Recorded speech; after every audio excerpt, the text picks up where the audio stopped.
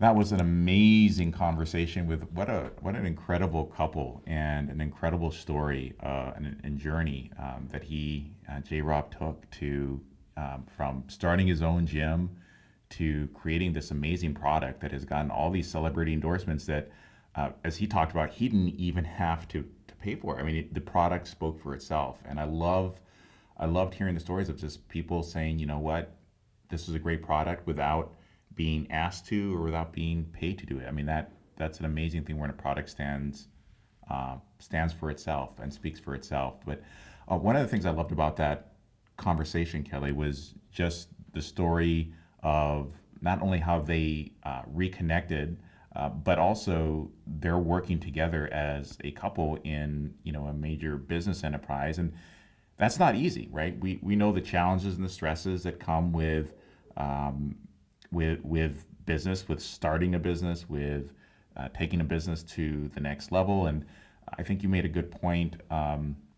You've made a good point often that like even managing a family is its own small business, and so you've got a mom, managing that, and then managing with her husband this big company, and how do they work together as a team, and even if they have different perspectives or views, be on each other's side, because they know ultimately they share the same heart for the mission and vision. And so it was just really encouraging to hear from them how they've navigated some of that. And of course, we've got our own small businesses ourselves, and that's been a journey of its own. And what I've loved about it is incorporating our older kids in it, and even some of our younger kids, and sort of teaching them. And you do a really great job modeling and mentoring our kids on different aspects of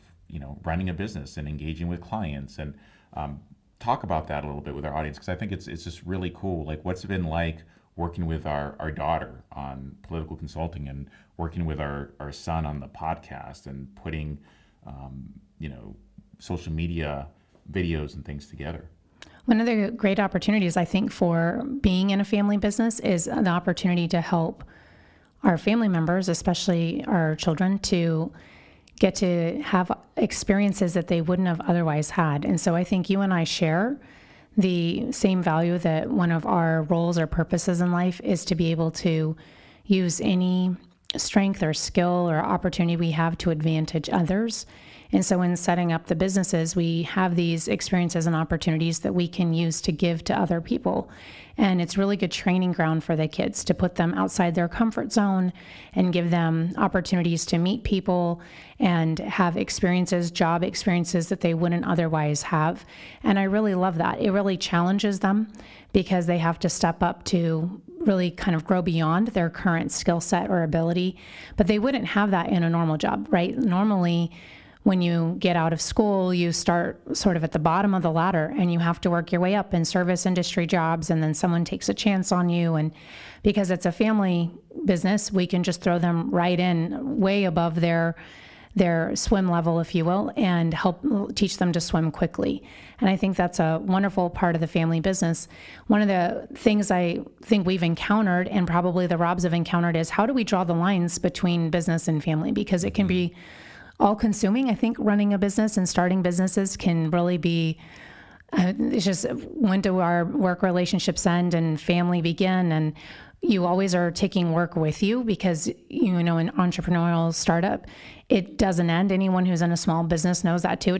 I don't know that the entrepreneurial period ever ends when you're in startup or in a small business, because there's always challenges that you're facing that you have to solution. And so I wanted to kick to you, Nikki. We've been doing this a while. What have you found that's actually worked best for our family and for our marriage as the solutions for this is where work or shop talk ends, and then this is where relationship begins? Well, I think the solution has been very simply and succinctly summarized in 2 words: obey Kelly. Yeah, I was going to say, mom's right. Yeah, mom's right. Obey Kelly. Same thing.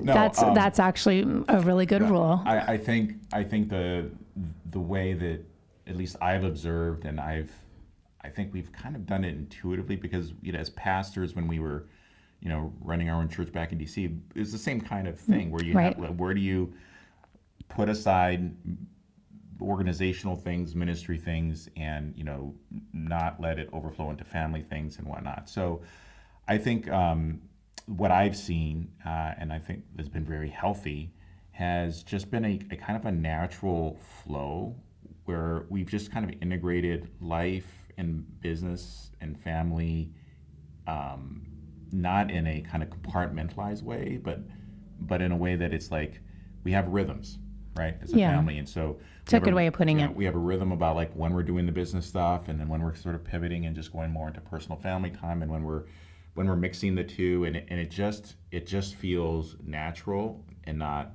forced, if that makes sense. And I think you can do that when you're your own boss, right? Like you have so you can adjust things so that it fits with the rhythms of your life and the rhythms of your family and the rhythms of your relationships and whatnot. And one of the tensions, and I see in a family business, obviously, is it's a professional endeavor, and it's with personal relationships, right? And so there is some trickiness that can come in there, but I think the strong bonds as family are such a key and valuable piece of running a good business, right? Because there's that trust there that you don't have to take a lot of time to build, that you might have to if you're hiring a new person and you're working with a new partner and whatnot.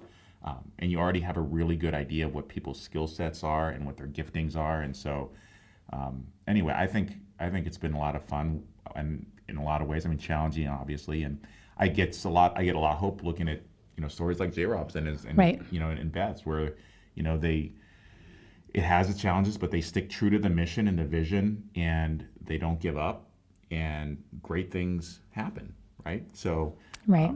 they're farther ahead than we are, obviously, in our little entrepreneurial endeavors, but it's a great thing to look at ahead and say, if we keep up in this direction and we just stay focused on the mission and don't compromise our values, right? That's one of the other thing that came out of that. Do not compromise your values, your mission, and your integrity, because that's ultimately what makes their business thrive. And I would say, just based on what we heard from them, I think the reason why they ended up getting all these celebrity endorsements without even having to ask for them or pursue them was because they never compromised on their integrity and the value of the product. Because if they'd pass it on to somebody else, it probably would have gone a different direction. Just another protein product. Yeah. One of the things I think works really well for us too, I really appreciate about you, is you're always looking out for me. So I think business can be really hard. And whether you're running 1, 2, or 3 businesses, or the family unit that is a small business, it can just be really hard and really draining. And it can really become easy for business partners, otherwise known as spouses, to just slip into the business partner role and just become business partners and forget that they're also marriage partners. And I think we heard that in what they were saying as well, that there's a relationship there that really supersedes and will go past whatever you're doing in the time for business. And one of the things I was thinking is anytime we hit these stress points or we hit major problems, we don't turn the problem on each other. We solution the problem together, even though in our stress behaviors, we can turn against each other, or the way that someone's stressing out, especially if I'm stressing out, it could be taken as personal because it's, not such a great reaction. But you're really good at saying, hey, how can I help? What can I do? Is there anything I can do to help you? What, can I go do this? You'll even offer solutions if I can't think of things. Like, how could I help you? And I think taking care of the person that is your partner is really key to making sure that the business part succeeds and that you as a family operate really well together in communication and in solutioning, because you're bringing different personality sets. And I just remember, like, so many times we've been told it's really unusual how you guys work. I think we work better together on projects than we do when we have our own separate things. So many times we've had our own separate things happening, but we actually work better when we're on projects together, whereas most couples, it is a strain on them and pulls them apart. And I think part of it is because of this caring for one another. I wanted to ask you about something he said that I thought was really interesting, where he essentially described the role of submitting one to another. And so it's so important, especially with our biblical worldview, that a wife, not women, submit to a husband.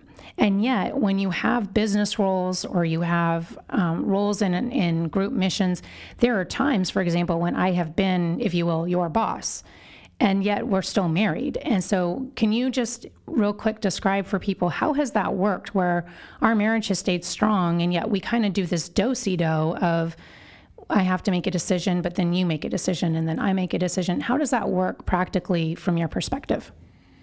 That's a really good question. I just think it's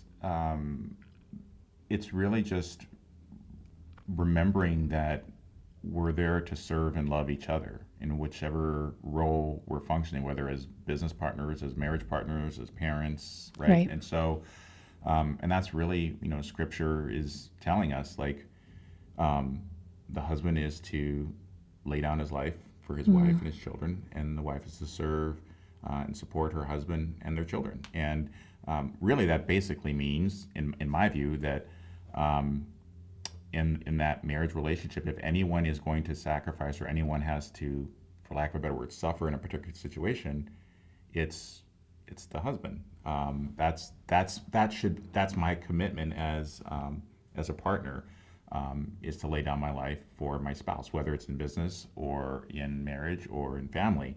And I think that's what's made things work. And every man wants to be a hero, and I don't think there's anything more heroic than laying your life down for your wife and your kids, whatever that might look like on a particular day. Well, and you're definitely my hero. And I'd say from the wife's perspective, it's about respecting and honoring you behind your back. So there are plenty of times that I would disagree with you and think, well, I wouldn't have made that choice, especially when little people appeal to me and think that dad made the wrong choice about TV time or dessert. And instead, I just honor the decision and say, if that's what dad said, then that's what dad said. I'm not going against dad. And just having each other's back that way, I think, is really part of operating in tandem and as a duo, and just respecting and honoring the choices that you make as my husband, who is my hero. So I think that's a really good way of summarizing for people who are trying to figure out that dynamic. This has been another awesome episode of Stand. This is where we make courage contagious and take a stand for freedom, truth, and government by the people. Thank you for being with us. Kelly, Nikki, Tshibakas. You can find all of our awesome episodes on standshow.org. We'll see you next time.